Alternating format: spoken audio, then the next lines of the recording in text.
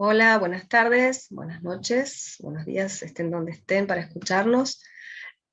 Soy Estela Consigli, integrante de la Comisión de Traducción para Editoriales y de Derechos de Autor de la Asociación Argentina de Traductores e Intérpretes. Seguimos en el ciclo de entrevistas a los nuevos socios honorarios de la ATI. Recordamos que la ATI otorga esta categoría a traductores e intérpretes que se destacan especialmente por su labor profesional y que además aportan algo especial en cuanto a la formación o a la representación o a la defensa del colectivo de los traductores e intérpretes en nuestro país. La ATI, por supuesto, se enorgullece de contarlos entre sus miembros y, por supuesto, son una fuente de inspiración para todo el colectivo de traductores, ¿sí? de nuestros colegas, traductores e intérpretes de la asociación. Les damos la bienvenida a todos los asistentes, gracias por estar ahí, y les cuento que esta vez la entrevista de bienvenida es a Cecilia Rossi, y la lleva adelante Daniela Bentancur. Las voy a presentar brevemente.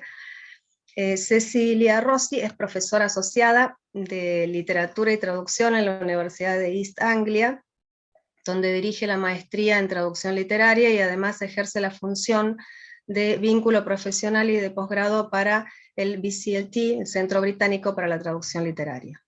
Su última traducción de la poesía de Pizarnik al inglés son los volúmenes La Última Inocencia y Las Aventuras Perdidas, que fueron publicados por Ugly Duckling Press de Brooklyn, en Estados Unidos, a finales del 2019, y fueron finalistas en el National Translation Awards de ALTA, la Asociación Estadounidense de Traductores Literarios, para el Premio de Poesía de 2020. Además, contribuye a la formación de los traductores argentinos, de manera muy especial, a través de la Escuela de Otoño de Traducción Literaria desde el año 2015, con el taller de escritura creativa, y también colabora con la ATI con proyectos relacionados con la memoria y los pueblos originarios. Ya nos contará un poquito más Cecilia. Por su parte, les cuento que Daniela Bentancur es integrante de la comisión directiva de la ATI desde el año 2012, es traductora independiente, especializada en literatura y música, diplomada en traducción literaria por la Universidad Pompeu Fabra y traductora literaria y técnico-científica en inglés por el Instituto de Enseñanza Superior en Lenguas Vivas Juan Ramón Fernández. También es docente en esa institución y en la Escuela Nacional Superior en Lenguas Vivas Sofía Brocken de Spangenberg. En 2019 realizó el curso Training the Trainer en la Escuela de Verano del British Center for Literary Translation de la Universidad de East Anglia, dirigido por Cecilia Rossi. Bueno, muchas gracias, Ceci, bienvenida. Y Dani, bienvenida. Gracias por estar ahí. Las dejo charlar tranquilas. Gracias Daniela y Estela, para mí es un honor haber sido invitada a integrarme a la Asociación Argentina de Traductores e Intérpretes como socia honoraria, así que muchísimas gracias y gracias por la oportunidad de esta charla. Bueno, muchas gracias a vos por acceder, por tomarte el tiempo, que sabemos que son complicados los tiempos allá.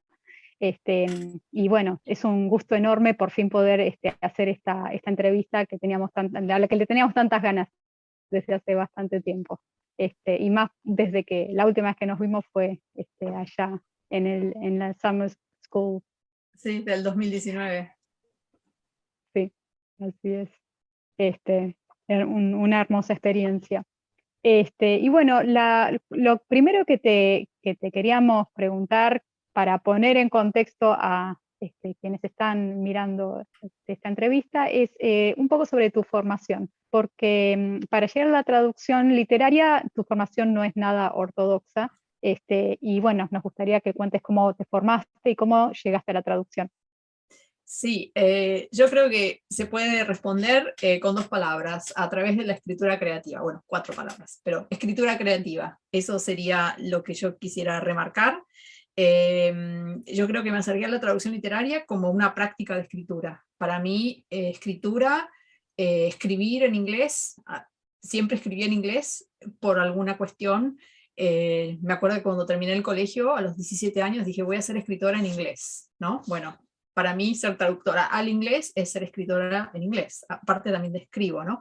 Pero bueno, lo fundamental es que la formación mía, o sea, no hice un traductorado, hice un profesorado, ¿sí? En el Joaquín B. González, también estudié Derecho, esas cosas que uno hace, pero bueno, mi formación fue como docente, porque siempre pensé que, bueno, para saber escribir en inglés tenía que poder enseñarlo. O sea, para mí el docente, el que puede enseñar un idioma y la literatura de ese idioma, está en una posición para escribir en ese idioma. Entonces yo quería llegar a la máxima formación que se podía, a la que se podía llegar en inglés, en lengua inglesa, por eso no hice letras, en lengua inglesa en Argentina. Y elegí el profesorado Joaquín B. González porque tenía una literatura más. O sea, yo contaba los cursos, esos cursos anuales de literatura, y el Joaquín B. González tenía en ese curso, no sé ahora cómo será el plan de estudios, pero en el plan de estudios de los 80 tenía una literatura más. Entonces, por eso me fui al Joaquín B. González. Y después hice una maestría en escritura creativa en la Universidad de Cardiff, donde ahí empecé a traducir. Yo creo que fue muy importante para mí estar en una universidad donde muchos de mis, yo diría que casi todos los compañeros de curso, los escritores, no todos, pero la mayoría eran galeses. Y para ellos escribir ya ya tenía entailed, ¿no? Conllevaba, digamos, una lección de idioma. No, tenían que decidir en algún momento, como galeses, como escritores galeses, en algún momento tenés que tomar la decisión, ¿vas a escribir en galés, en Welsh, ¿no? O vas a escribir en inglés. Entonces la pregunta del idioma en cual escribís es una pregunta que me hacían a mí, pero no me la hacían desde el lado de ¿por qué escribís en inglés que no es tu lengua materna? ¿Cómo fue que elegiste, no? O sea, de por sí daban sentado que el bilingüismo existe y que hay una lección de lengua al dedicarse a la escritura.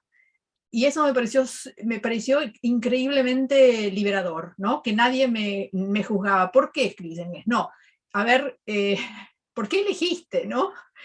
Que me pareció una forma de encarar la cuestión muy particular, y que hablaba de mi transcurso, o de mi, ¿cómo se dice? No transcurso, sino de mi vivencia con respecto a los idiomas, ¿no? Yo creo que me acerqué mucho más al inglés en su momento porque fue un idioma que yo asociaba más con la libertad, ¿no? Recuerden que yo hice la escuela secundaria durante la dictadura militar. Entonces, mientras a la mañana en la parte oficial había libros censurados, a la tarde, la parte medio no oficial, leíamos 1984 de Orwell, o Brave New World de Aldous Huxley, o discutíamos, ¿no? Leíamos Julius Caesar, que fue mi obra de Shakespeare para el Bachiller Internacional, y ¿se puede matar al tirano? ¿No? Esas eran las preguntas que hacíamos y que debatíamos. Me costó, digamos, tardé años en darme cuenta que había todo un doble sentido, que había otro mensaje. Pero lo que influyó mucho fue el hecho de que se podía hablar de todo en inglés. Y eso me llevó a leer la literatura en inglés, en lengua inglesa, americana, norteamericana e inglesa de otra manera, ¿no? Entonces entré a la traducción literaria a través de la escritura creativa, de escribir en inglés. Durante el año que hice la maestría en escritura creativa, empecé a traducir, justamente, porque ahí mis tutores me dijeron, bueno, traducciones pueden ser parte integrantes de tu tesis de maestría. Y dije, ¿en serio? ¡Wow! Increíble. Entonces ahí empecé a traducir. Y la traducción, ¿qué lugar ocupa hoy en tu vida profesional como actividad en sí?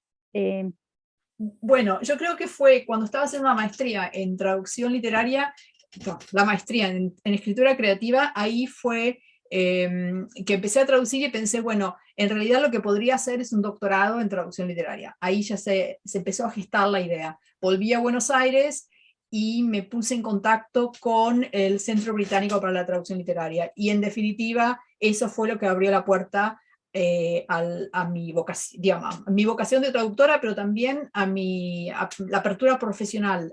¿Por qué estoy yo ahora en la Universidad de East Anglia? Bueno, un doctorado en traducción literaria en su momento, en el 2000, ¿cuándo empecé? En el 2002, era algo que de lo cual no se hablaba mucho, ¿no?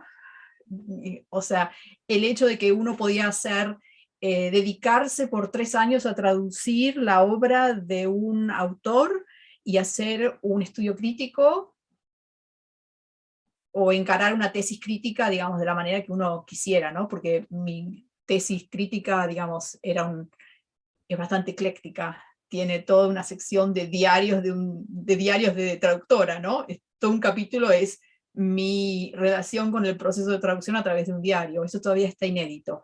Pero bueno, me permitió ser muy libre con respecto a cómo encarar el estudio de traducción, cómo uno traduce, después cómo hablas de traducción. Es una pregunta que siempre me hago, ¿cómo se habla de la traducción? Así que bueno, a través de la maestría en escritura creativa, después el doctorado en traducción literaria, empecé a dar clases, y bueno, hubo una apertura, me presenté, y salí, me ofrecieron ¿cómo se dice? Lectureship, ¿no? La cátedra. Es muy difícil en estos días, digamos, de recibirse de doctora o doctor en una disciplina.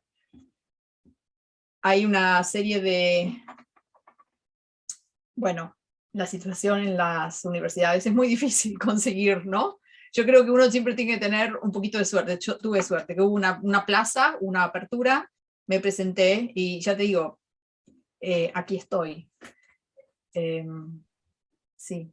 ¿Y querés comentarnos también sobre cuáles son las traducciones publicadas que tenés que te parecen más importantes en tu trayectoria?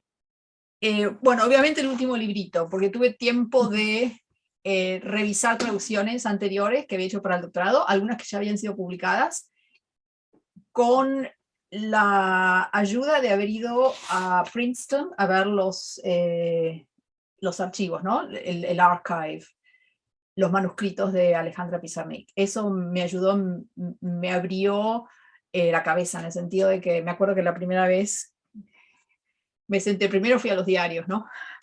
Me senté y lloraba. Era una cosa tan fuerte. Sí, bueno, eso yo creo que me parece que siempre tuve esa sensación de que me estaba faltando algo, que traducir lo que está en el impreso, en el libro, digamos, ¿cómo surgió este libro? ¿De dónde sale este libro? Esa pregunta me la hago con respecto a todo lo que leo, ¿no? Cualquier novela que estoy, ¿de dónde viene esto? ¿Qué influencias, qué leyó el escritor, de dónde, o la escritora? ¿Qué está pasando acá? ¿Cuáles son las inquietudes? ¿Qué vivencias hubo que generó este tipo de escritura? La forma, el contenido, todo lo veo en términos de proceso. Entonces, de repente, para mí, estar en Princeton, esas 2 semanas, en el año 2013, me permitió ver un proceso de escritura en gestación y en formación. Y eso me llevó a pensar en mi propio trabajo como traductora y en mi estrategia de traducción. Y fui después, cuando surgió el proyecto con Ugly Duckling Press, me pidieron a través de Ana Bexiu, me dijo, mandales la traducción. Y abrí, me acuerdo que era el año 2017, y abrí el documento que tenía con estos 2 volúmenes, y dije, ok, acá empiezo a retraducir. Fue muy interesante, ¿no? Pero bueno, habían pasado esos años y había pasado Princeton, ¿no? Los archivos, había pasado a haber visto la letra de Pizarnik, haber visto cosas en el margen y cosas escritos de ella, y, ¿no? Darte cuenta de cómo pensaba y de dónde venía, ¿no? Fue increíble.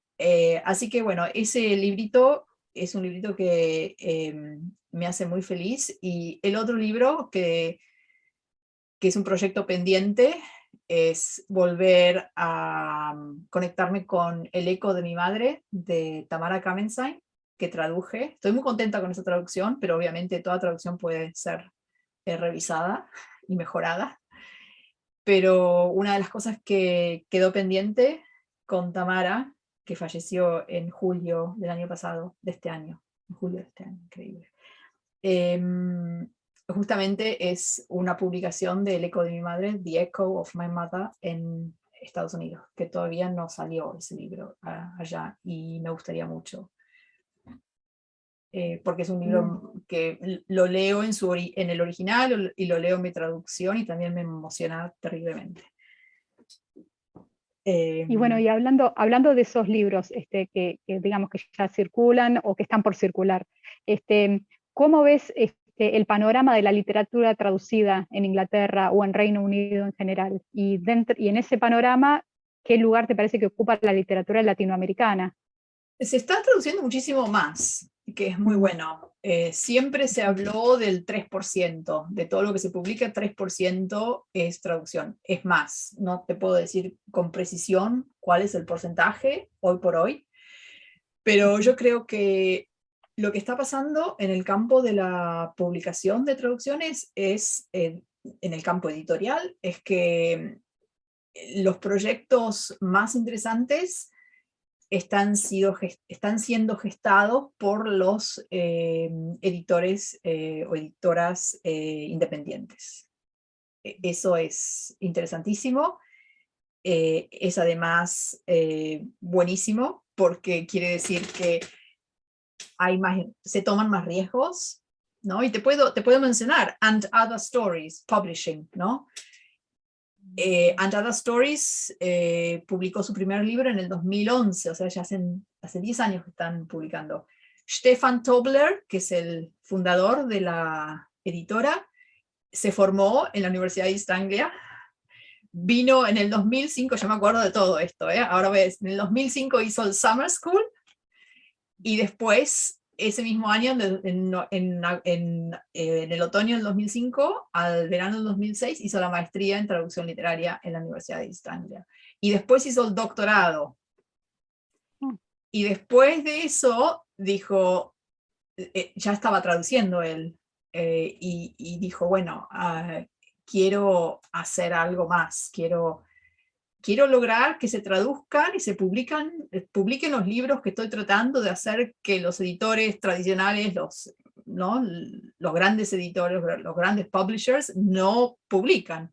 Y él empezó empezó de abajo, hablando con traductores. Me acuerdo que fui en el 2010 a una de las primeras reuniones en Londres, donde justamente se trataba de hablemos de libros.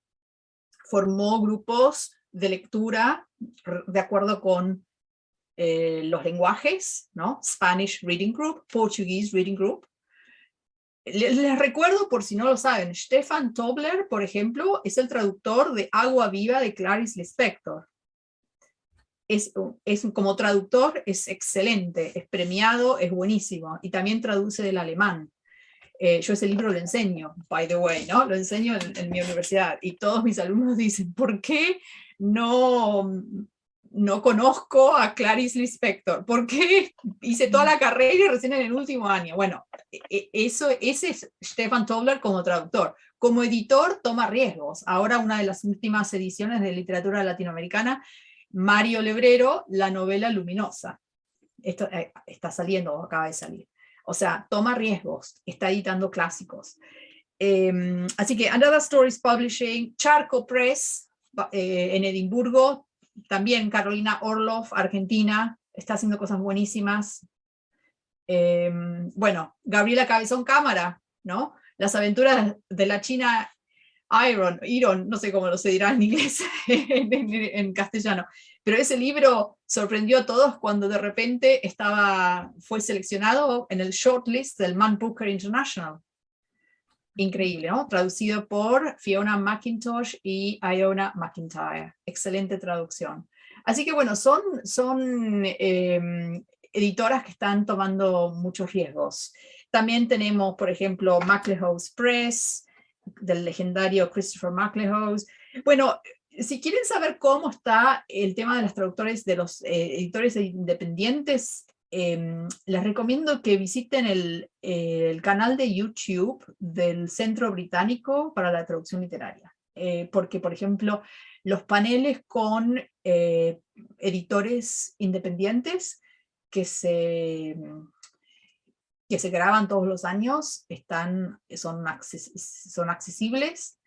El del Summer School del 2021, de este último julio, fue un Publishing Literature in Translation, ¿no? Cómo se publica, hablando de la publicación de libros en traducción, y fue, ¿cómo se dice? Led by, coordinado por Eleanor Chandler, que es la editora de Granta Magazine, que como edición en libro de una revista tiene un prestigio enorme, Granta Magazine, y ellos publican traducciones, y sobre todo de muchos latinoamericanos. Así que ese es un buen referente, y sobre todo que salió el último número de narradores de lengua española, ¿no? Hay muchos. En Granta en español. Acaba de salir la segunda revista, sí, que estoy leyendo en estos momentos. Sí, Perdón, quisiera intervenir un poquitito, acotar a este cambio tan positivo que se está dando desde el mundo editorial en el Reino Unido, que ahora salió esa convocatoria o esa campaña Translators on the Cover, sí. Que es una muy buena noticia porque surge de los escritores mismos, ¿no? O sea, es del reconocimiento del nombre, la demanda de poner el nombre del traductor en la tapa junto al del autor, pero una demanda de parte de los propios autores que se está haciendo viral, digamos, hay muchísimas firmas en todo el mundo. En realidad fue una movida de la traductora Jennifer Croft, creo que se llama, ¿no? Croft y de la Translators Association, TA, ¿no? Sí, de la sociedad de autores. La sociedad de autores, claro, es parte de la sociedad de autores. Sí. En Gran Bretaña la asociación profesional es TA, Translators Association, que es parte de la Society of Authors. Pero bueno, o sea, ya está diciendo que los traductores son autores, ¿no? Claro, porque claro. La asociación profesional es parte de la asociación profesional de escritores. Sí, por eso es una muy buena noticia que surja además desde el Reino Unido, digamos, ¿no? Sí, absolutamente. Yo creo que hay que un poco, hay que seguir combatiendo ese mito que si leíste, qué sé yo, para decirte, no sé, Orwell, ¿no? En español leíste a George Orwell. No leíste las palabras que escribió George Orwell. Leíste las palabras que escribió el traductor en español, representando esa novela, digamos, ¿no? Porque en realidad es una tarea de representación. Vos cuando estás traduciendo a un escritor, estás representando a ese escritor, a esa forma de pensar, a ese estado cognitivo que llevó a esa obra de arte, a la producción de esa obra de arte en ese idioma, que no es el original. Así que me parece que es muy importante eso, pensar y seguir reflexionando y seguir parando, ¿no? A cada persona que dice, ay, leíste Tolstoy. No, ¿qué versión? ¿En qué idioma? ¿Sabes ruso? ¿No? Hacer la pregunta e incomodar. Me acuerdo que cuando enseñé La Resta de Alia Trabuco Serán, en inglés obviamente, The Remainder, traducido por Sophie Hughes, que fue finalista del Man Booker Prize. Lo enseñé en el 2019 y la invité a Sophie Hughes a que hiciese un taller de traducción literaria, que es un taller de traducción que se hace para los alumnos de maestría. Sin embargo, invité a todos mis alumnitos del último año de la carrera que habían leído la novela, que les había encantado, by the way, ¿no? Que me dijeron que muchos de ellos que no la podían dejar. Cuando empezaron a leerla, tuvieron que leer entera, de tapa a tapa, ¿no? Porque es excelente traducción. Y yo les remarqué, bueno, ustedes si vienen al taller, van a conocer a la persona que escribió el libro que leyeron, ¿no? Ustedes leyeron esta versión en inglés que la escribió esta persona, Sophie Hughes. Y vinieron, y fue muy bueno, porque Generalmente lo que pasa cuando yo coordino estos talleres es que invito traductores y muchas veces los alumnos de maestría no han leído los libros que estos traductores han escrito, ¿no? A veces sí, a veces no, pero en ese taller se dio que la mitad eran alumnos de grado, no eran alumnos de la carrera de la maestría en traducción, y sin embargo ellos tenían mucho que decir acerca de cómo les había caído determinadas estrategias, determinadas lecciones, ¿no? Y Sophie estaba muy interesada en preguntarle, ¿qué les pareció esto? ¿Cómo lo tomaron? Así que se generó un diálogo muy, muy fructífero. Bueno, eso creo que con respecto al panorama de la literatura traducida en Inglaterra, para resumir, está pasando un buen momento la traducción literaria, siempre de la mano de las pequeñas editoras, ¿no? Eso de las editoras independientes. Y también de la mano de mucha ayuda financiera, ¿no? PEN, English PEN, tenés por un lado, tenés todos los subsidios para la traducción que son imprescindibles para los editores, eso también es importante, y hay cada vez, digamos, hay subsidios. No sé cómo será el panorama en Argentina, pero me parece que a lo mejor es un poco más difícil. Yo creo que no debe haber subsidios para la traducción, para pagarle al traductor. Hay subsidios extranjeros en general. Extranjeros. Claro. Pero a lo mejor no, digamos, de novelas de Gran Bretaña, no, creo que, porque lo de inglés se traduce solo. Ese es el argumento, ¿no? Que dice, por eso no. Bueno, es otro tema ese. Es muy político también. Claro. Quizás también, pero en lo que sí coinciden es que las pequeñas editoriales son las que más, pequeñas, medianas, digamos, no las centrales o no las clásicas, son las que más están impulsando la traducción literaria, y las que también se están arriesgando más, y la que están dando impulso al debate sobre la traducción. Totalmente. Entonces en eso, acá es así, y hace rato que es así, y me parece muy bueno, y me parece que a lo mejor hay una posición un poco más humilde de parte de los editores mismos, ¿no? Que si les escribís, mirá este libro, van a recibirlo de una manera a lo mejor más generosa, ¿no? Con su tiempo. Otro, Fitzgeraldo, no me quiero olvidar de Fitzgeraldo Editions, excelente, excelente también, cambió el ámbito de la traducción, digamos, el panorama, este libro sobre todo. Sí, This Little Dot, el que me regalaste vos. Libro de cabecera, se ha transformado, es un libro que vuelvo a leer y releer todo el tiempo, que todavía no ha sido traducido al español, no entiendo. ¿Qué pasa? Y habría que hablarlo de ese tema, pero probablemente haya mucha gente evaluándolo, yo creo. Bueno, hay ese libro, y lo conocí obviamente cuando hice el Summer School. Hicimos un intercambio. Te quería preguntar sobre... Sí, exactamente. Un pequeño intercambio inesperado para mí, pero muy grato. Me acuerdo que te había pedido que me trajeras Campo de Mayo de Félix Brusone, y yo te dije, yo te doy un libro a cambio. Así fue, sí. Así fue. Y conocerla aquí también estuvo genial. Bueno, y cuestión que eso, te quería preguntar, digamos, ahora que contaste toda tu actividad académica, ¿cómo fue el pie para que surgiera el Summer School? Bueno, te cuento, esto me lo acuerdo porque ustedes tienen que pensar que yo la primera vez que conocí a Peter Bush, yo creo que fue en el año 99, hace más de 20 años.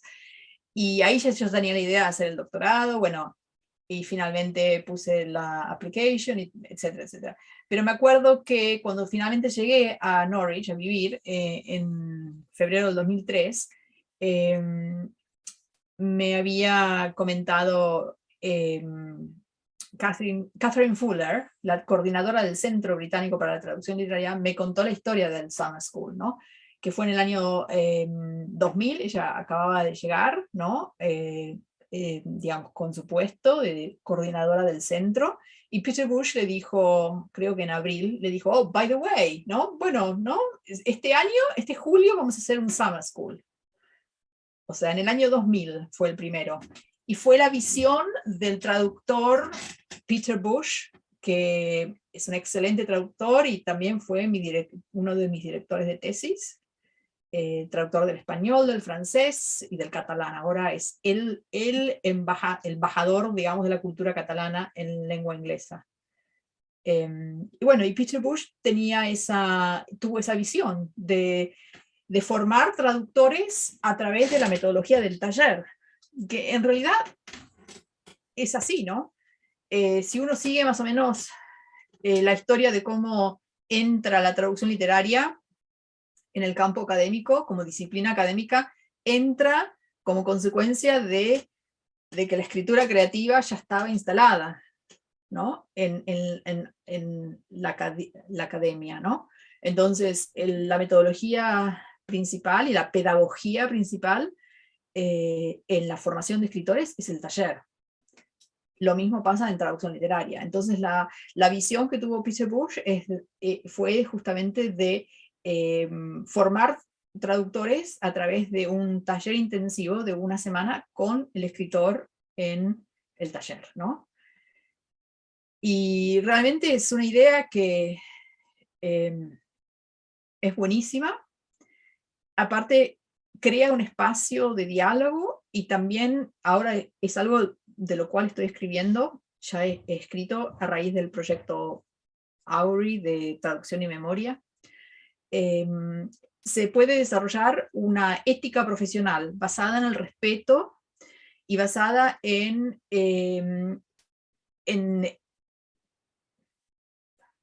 la posibilidad de realmente conocer al escritor y conocer la forma de pensar y de dónde vino ese texto, y de trabajar con los otros participantes del taller en un ámbito creativo y collaborative, ¿no? De colaboración, donde hay mutuo respeto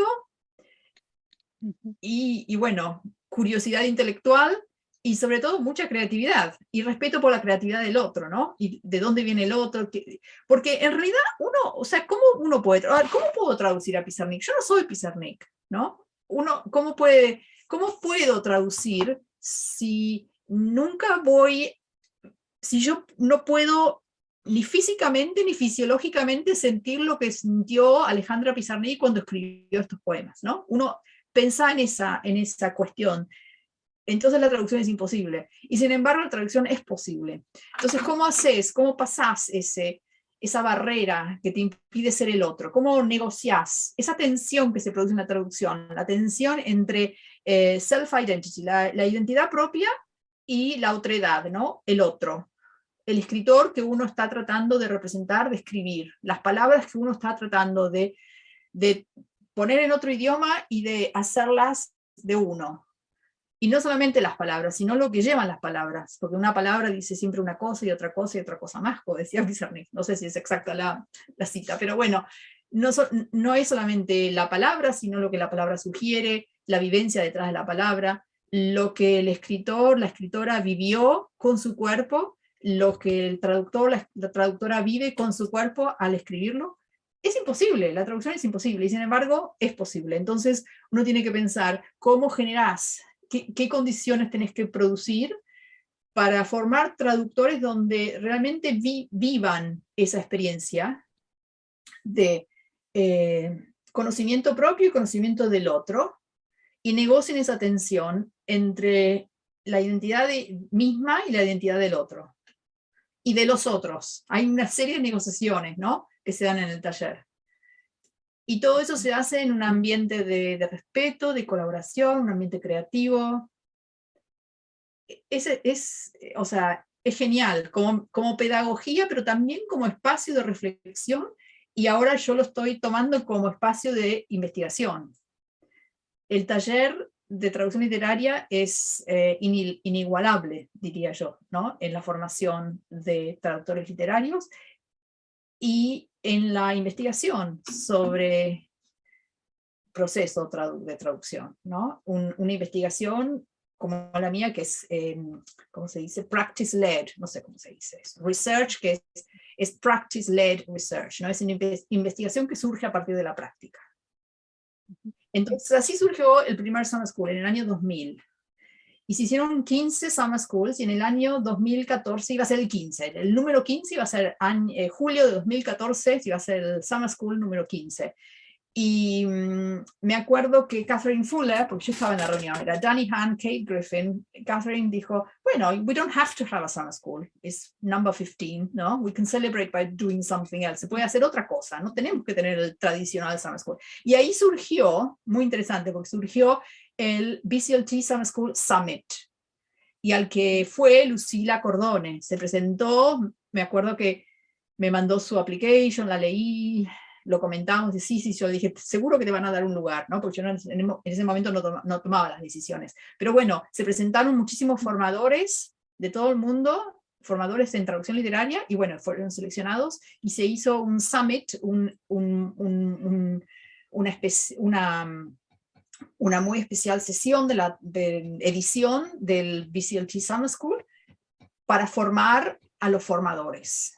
Un espacio de reflexión, hubo talleres, y ahí hubo talleres de traducción, de escritura creativa para traductores. Fue la primera vez que se hizo, en el 2014.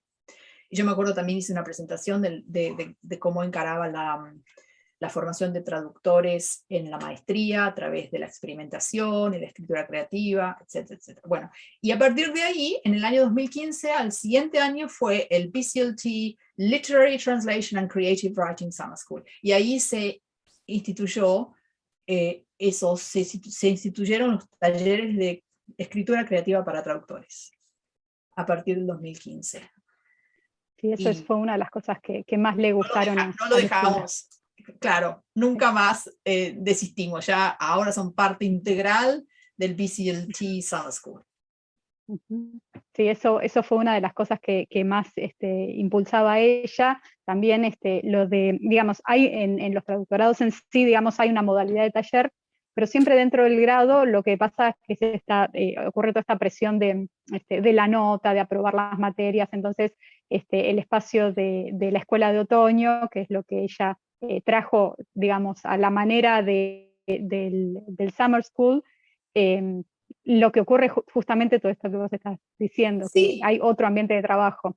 Hay otro, y aparte una cosa que a mí me intriga, ¿no? Es cursos en traducción y maestrías, y hay muchas en Gran Bretaña, donde se le da una nota a la traducción. Una nota a la traducción y después una nota al comentario y después se hace un promedio.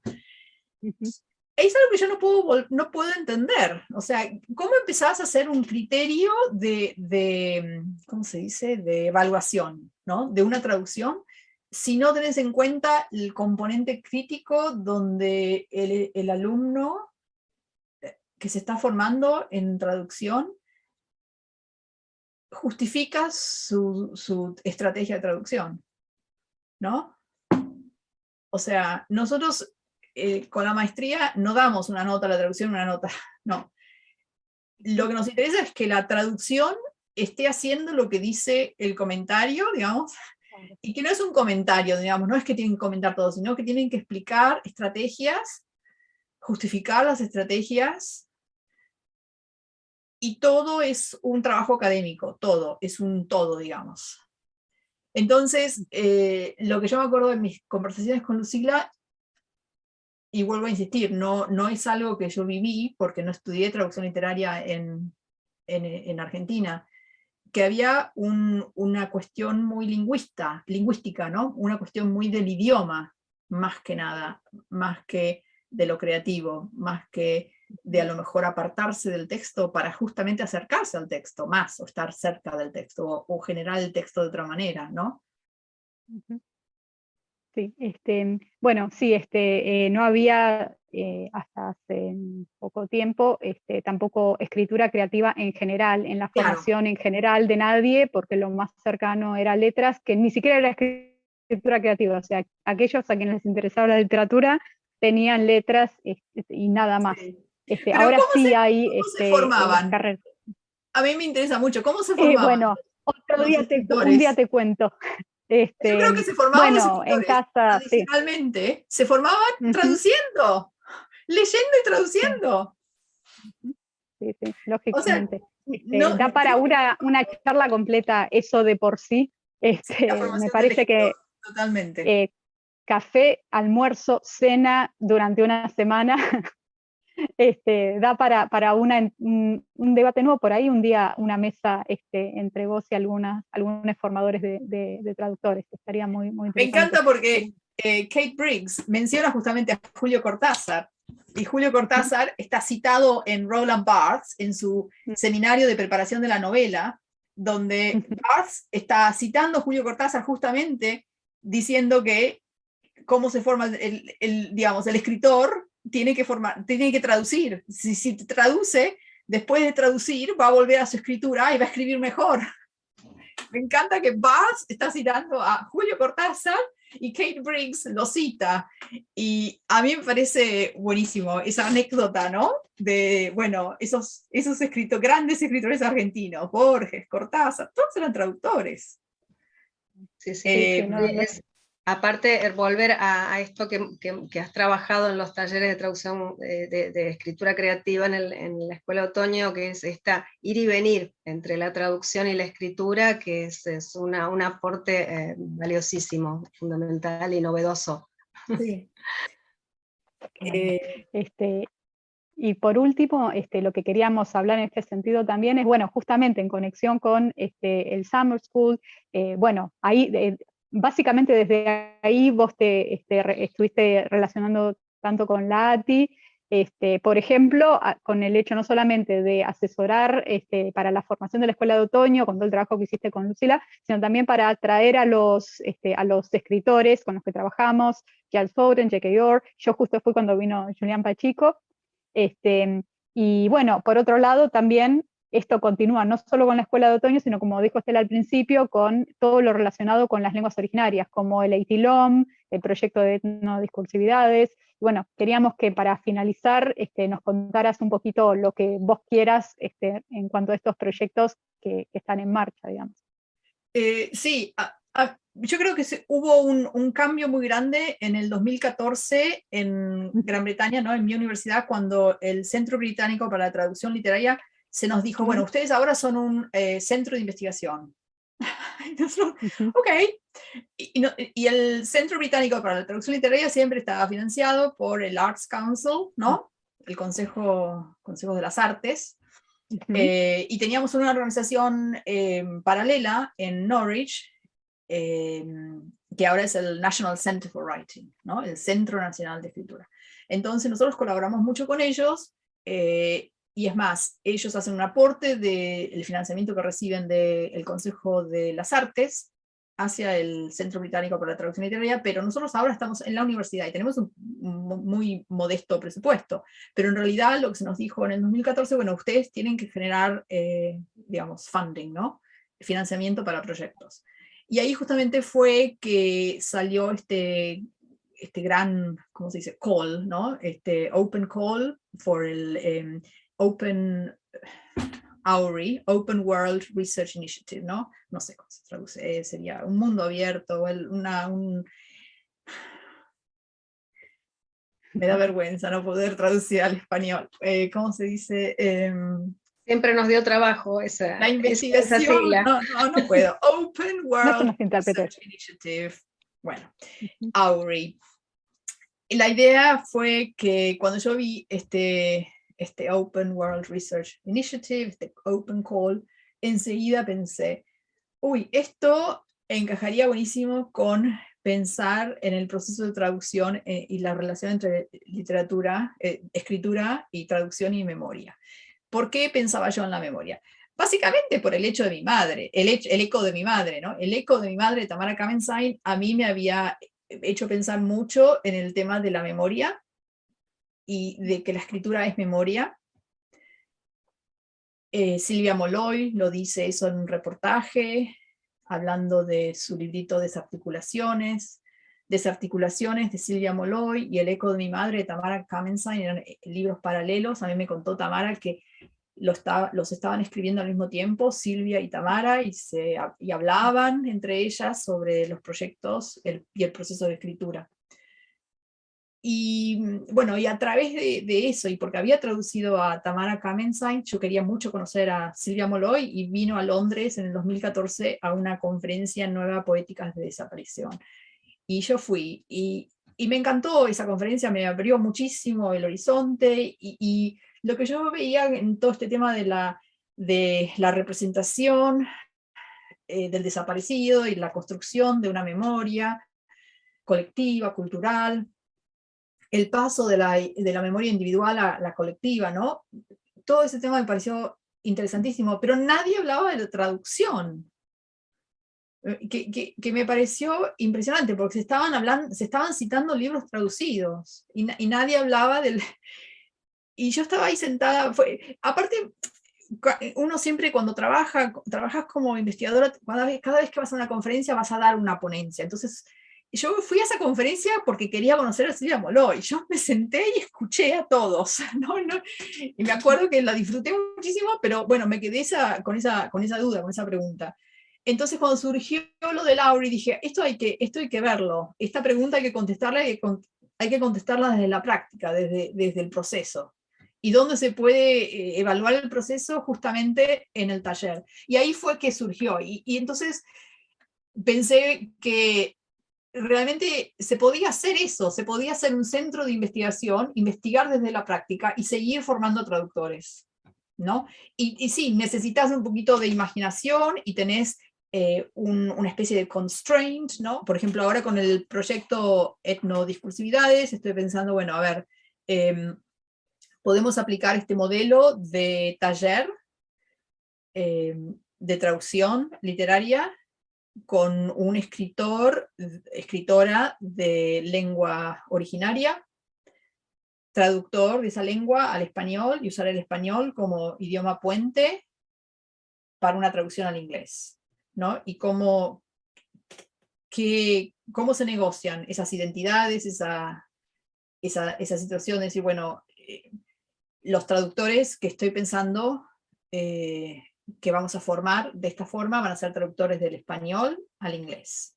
Que tengan un interés en trabajar, esto lo vamos a pedir cuando hagamos el Open, ¿no? Invitations, que tengan un interés en trabajar una lengua originaria y que piensen, a ver, en qué les puede servir en su vida profesional. Y se lo voy a poner en un contexto, ¿no? Por ejemplo, una de las editoras de Granta, la última revista, digamos, la segunda selección de narradores de lengua española contemporáneos, justamente remarca el hecho de que más y más escritores de Latinoamérica están incorporando ritmos y a lo mejor vocabulario de esas lenguas originarias que se hablan en esos países, ¿no? Que me parece interesantísimo. Bueno, Gabriela Cabezón Cámara lo hace en Las aventuras de la China Iron, ¿no? Incluye lenguas originarias. Entonces, que cuando uno es traductor del español al inglés, ya tenés que pensar, bueno, ¿el español de qué lugar? ¿Qué otras lenguas se hablan en ese lugar? ¿Qué inflexiones de esas otras lenguas hay sobre el castellano de ese lugar, ¿no? Entonces a mí me parece que sería una propuesta muy interesante abrir esa oportunidad de traducir a través del español una lengua originaria al inglés y formar traductores del español al inglés en ese contexto de lengua originaria, ¿no? De taller, por ejemplo, quichua al inglés a través del castellano. Digamos, es aplicar esa metodología y esa pedagogía, formar y hacer investigación. ¿Y qué estrategias de traducción? Y, por ejemplo, ¿qué lugar o qué función tiene esa lengua puente? ¿Qué se pierde, qué se gana con ese puente de otra lengua, ¿no? Todas esas preguntas me las estoy haciendo, las estoy poniendo en este proyecto, este grant application, pero bueno, me parece que son preguntas que se tienen que responder desde la práctica. Entonces me sigue impulsando, digamos, mi investigación siempre empieza en la práctica y termina en la práctica, digamos, yo quiero generar texto, generar traducciones, eso es lo que me interesa hacer. Bueno, no sé, si quieren saber algo más. Sí. Muchísimo más, pero quizás la entrevista nos está quedando, quizás en la entrevista no tanto, en otra ocasión, sin duda. Hay muchísimas preguntas para hacer, muchísimo para trabajar, y te agradecemos un montón porque con todo lo que decís hay tela para cortar para rato. Así que bueno, fue un gusto haberte tenido aunque sea este ratito. Y bueno, esperamos volver a tenerte como invitada en la ATI para hablar de todo esto. Te agradecemos un montón. Estela, a vos también te agradezco yo, con gusto. Bueno, no, gracias a las dos, gracias Dani por esta charla con Ceci, que le hemos sacado el jugo lo más posible en este ratito. Y bueno, mil gracias Ceci otra vez por acceder a la entrevista, por acceder a nuestra invitación, entrar como socia honoraria de la ATI, y por todo lo que estás haciendo en tu trabajo por los traductores, en general allá y acá en Argentina. Bueno, Y por acompañar a la ATI en todos estos proyectos, que es un apoyo enorme el que hemos recibido y seguimos recibiendo de vos. bueno, gracias. Yo soy un medio para que se puedan llevar a cabo estos proyectos, ¿no? Porque cuando uno está en una situación, es casi un imperativo moral, ¿no? Uno está en la situación de privilegio, ¿no? De decir, bueno, no es que hay tantos fondos, pero hay fondos y uno puede, digamos, utilizarlos de tal manera que donde hay beneficiarios que normalmente no llegan a beneficiarse de fondos de la investigación de otro país, ¿no? Pero si se puede hacer, hay que hacerlo, creo. Sí. Bueno, agradecemos también a las universidades que representás y que, bueno, que son las que nos ayudan en estas cosas. Bueno, muchísimas gracias, Daniela. Esperamos verte pronto acá en Buenos Aires. Sería bueno. Un abrazo grande. Un beso. Un beso grande. Chao, gracias. Gracias.